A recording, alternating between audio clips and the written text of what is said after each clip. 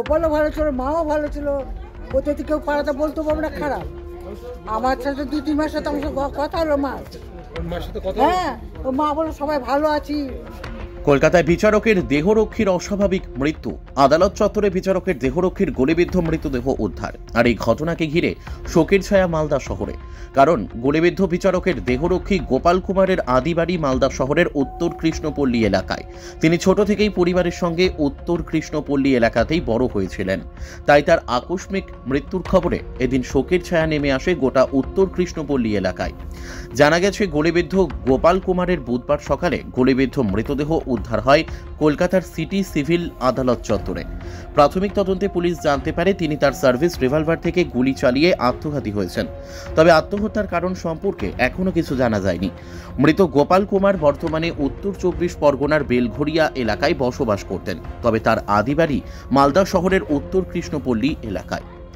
তিনি 2017 সালে পরিবার নিয়ে বেলঘরিয়া যান। এরপর থেকে সেখানেই তিনি বসবাস করছিলেন।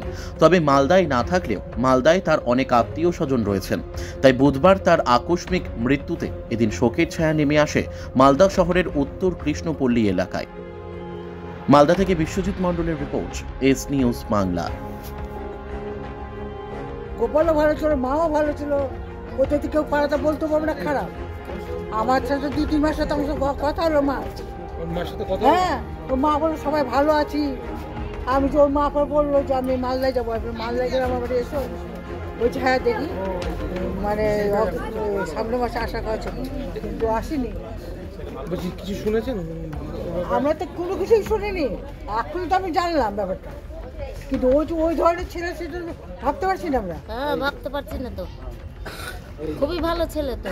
যোগাযোগ ছিল ওর মায়ের সাথে? হ্যাঁ, যোগাযোগ ছিল। কি নাম ছিল ওর মায়ের? না, অর্চনা কুমার। আপনার নাম? মঞ্জু চৌধুরী।